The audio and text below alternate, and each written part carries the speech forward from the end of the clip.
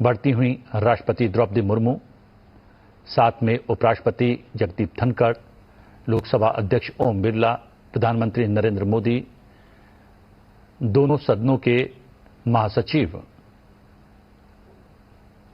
धीरे धीरे कदम लोकसभा की ओर बढ़ते हुए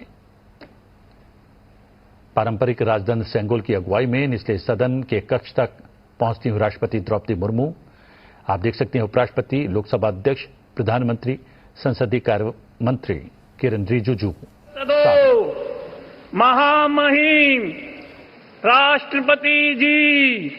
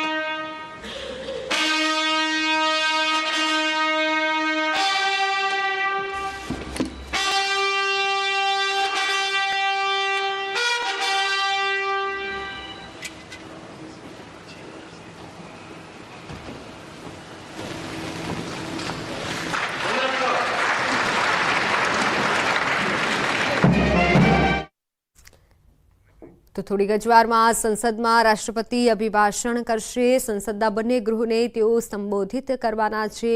સીધા દ્રશ્યો દિલ્હીથી આવી રહ્યા છે, જ્યાં દ્રૌપદી મુર્મુ આવી પહોંચ્યા છે સંસદ ભવન, અને હાલ આ દ્રશ્યો છે જ્યાં તમામ સાંસદો ઉપસ્થિત છે। થોડીક જ વારમાં સંસદમાં તેઓ અભિભાષણ કરશે અને સંસદના બંને ગૃહોને તેઓ સંબોધિત કરશે। આ જે દિલ્હીથી દ્રશ્યો સામે આવી રહ્યા છે કે જ્યાં રાષ્ટ્રપતિ દ્રૌપદી મુર્મુ હાલ સંસદ ભવન ખાતે પહોંચી ચૂક્યા છે અને થોડીક જ વારમાં હવે તેઓ સંસદમાં રાષ્ટ્રપતિ અભિભાષણ કરવાના છે। સંસદના બંને ગૃહોને તેઓ સંબોધિત કરશે। સીધા દ્રશ્યો દિલ્હીથી આવી ચૂક્યા છે। જો કે ગઈકાલે સ્પીકરની ચૂંટણી હતી, જેમાં ઓમ બિરલાની પસંદગી થઈ છે અને હવે આજે રાષ્ટ્રપતિ અભિભાષણ કરશે।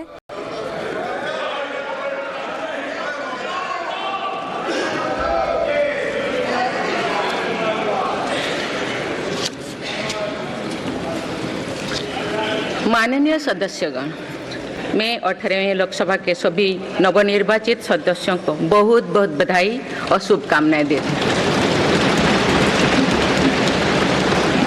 आप सभी यहाँ देश के मतदाताओं का विश्वास जीतकर आए हैं। देश सेवा और जन सेवा का ये सौभाग्य बहुत कम लोगों को मिलता है। मुझे पूरा विश्वास है आप राष्ट्र प्रथम की भावना के साथ अपना दायित्व निभाएंगे। 140 करोड़ देशवासियों की आकांक्षाओं की पूर्ति का माध्यम बनेंगे। मैं श्री ओम बिरला जी को लोकसभा के अध्यक्ष की गौरवपूर्ण भूमिका के निर्वहन के लिए शुभकामनाएं देती हूँ। उनके पास सार्वजनिक जीवन का बहुत व्यापक अनुभव है। मुझे विश्वास है कि वे लोकतांत्रिक परंपराओं को अपने कौशल से नई ऊंचाई से देने में सफल होंगे। माननीय सदस्यगण, मैं आज कोटि कोटि देशवासियों को की तरफ से भारत के चुनाव आयोग का भी आभार व्यक्त करती हूँ। ये दुनिया का सबसे बड़ा चुनाव था। करीब 64 करोड़ मतदाताओं ने उत्साह और उमंग के साथ अपना कर्तव्य निभाया है। इस बार भी महिलाओं ने बढ़ चढ़कर मतदान में हिस्सा लिया है। इस चुनाव की बहुत सुखद तस्वीर जम्मू कश्मीर में भी सामने आए हैं। कश्मीर घाटी में वोटिंग के अनेक दशकों के रिकॉर्ड टूटे हैं। बीते 4 दशकों में कश्मीर में हमने बंद और हड़ताल के बीच कम मतदान का दौर ही देखा था।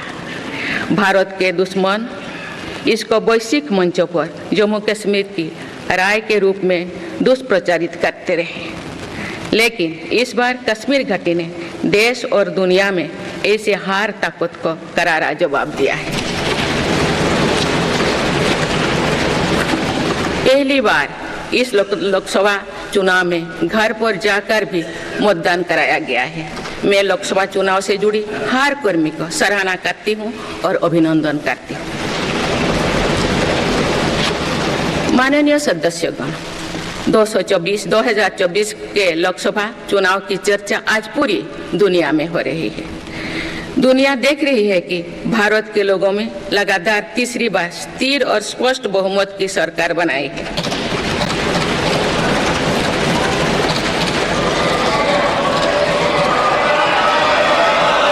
छह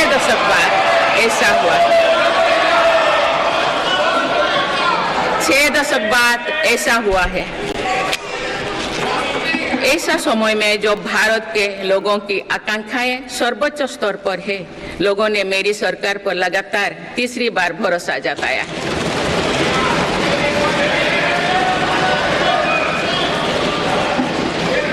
भारत के लोगों को ये पूर्ण विश्वास है कि उनकी आकांक्षाएं सिर्फ मेरी सरकार ही पूरा कर सकती है।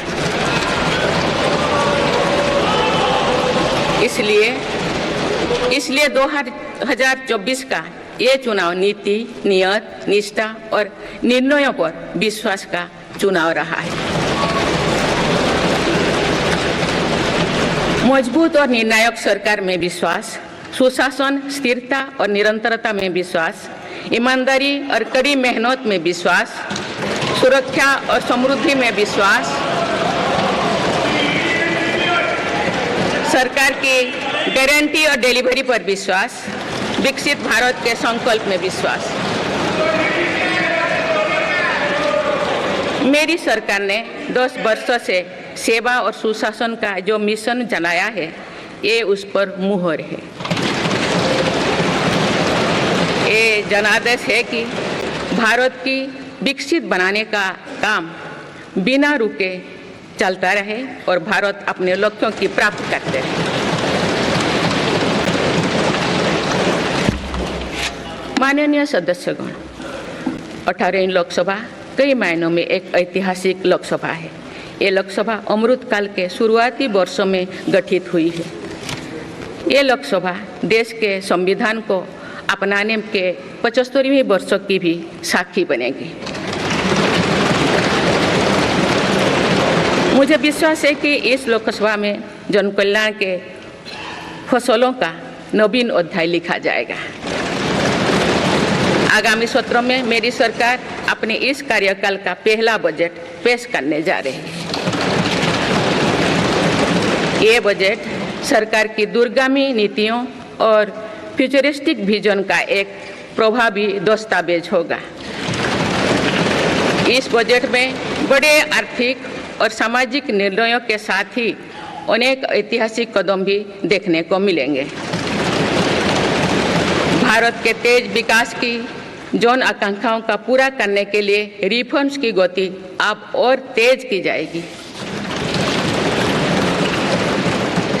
मेरी सरकार का मत है कि दुनिया भर में निवेशकों को आकर्षित करने के लिए राज्यों में स्वस्थ स्पर्धा हो। यही कॉम्पिटिटिव कोऑपरेटिव फेडरलिज्म की सच्ची स्पिरिट है।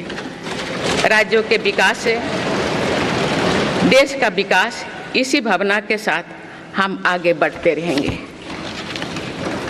माननीय सदस्यगण, रिफॉर्म, परफॉर्म और ट्रांसफॉर्म के संकल्प ने आज भारत को दुनिया की सबसे तेजी से बढ़ने वाली अर्थव्यवस्था बना दिया है। 10 साल में भारत 11वें नंबर की अर्थव्यवस्था से ऊपर उठकर 5वें नंबर पर पहुंचा है। साल 2021 से लेकर साल 2024 के बीच भारत में औसतन 8% की रफ्तार से विकास किया है और ये ग्रोथ सामान्य समय में नहीं हुई है। बीती वर्षों में हमने 100 साल की सबसे बड़ी आपात देखी। वैश्विक महामारी के कालखंड और विश्व के अलग अलग कोने में चल रही संघर्षों के बावजूद भारत ने ये विकास दर हासिल की है। ये बीते 2 साल के रिफॉर्म्स और राष्ट्रहित में के लिए किए गए फैसला के कारण संभव है। आज भारत अकेले ही दुनिया की ग्रोथ में 15% का योगदान दे रही है। अब मेरी सरकार भारत को विश्व की 3रे नंबर की इकोनॉमी बनाने में जुटी हुई है। इस लक्ष्य की प्राप्ति विकसित भारत की नींव को भी मजबूत करने में के काम करेगी। माननीय जीरो के लिए आज भारत के प्रयास कई दूसरे देशों को प्रेरित कर रहे हैं। इंटरनेशनल सोलर अलायंस जैसे पहल पर आज रिकॉर्ड संख्या में दुनिया के देश हमारे साथ जुड़े हैं। माननीय सदस्यगण, आने वाला समय ग्रीन एरा यानी हरित युग का है। मेरी सरकार इसके लिए भी हर जरूरी कदम उठा रही है। हम हरित उद्योगों पर निवेश बढ़ा रहे हैं, जिससे ग्रीन जॉब्स भी बढ़े हैं। ग्रीन एनर्जी हो या फिर ग्रीन मोबिलिटी, हर मोर्चे पर हम बड़े लक्ष्यों के साथ काम कर रहे हैं। मेरी सरकार अपने शहरों को दुनिया के बेहतरीन लिविंग स्पेस बनाने के लिए भी प्रतिबद्ध है। प्रदूषण से मुक्त, साफ सुथरे और सुविधा युक्त शहरों में रहना भारत के नागरिकों का हक है। विशेष रूप से छोटी शहरें और कस्बे में बीते 10 वर्षों से अभूतपूर्व निवेश किया गया है। भारत में आज दुनिया का 3रे सबसे बड़ा डोमेस्टिक एविएशन मार्केट है। अप्रैल 2014 में भारत में सिर्फ 209 एयरलाइन रूट्स थे। अप्रैल 2024 में इनकी संख्या बढ़कर 605 हो गया है।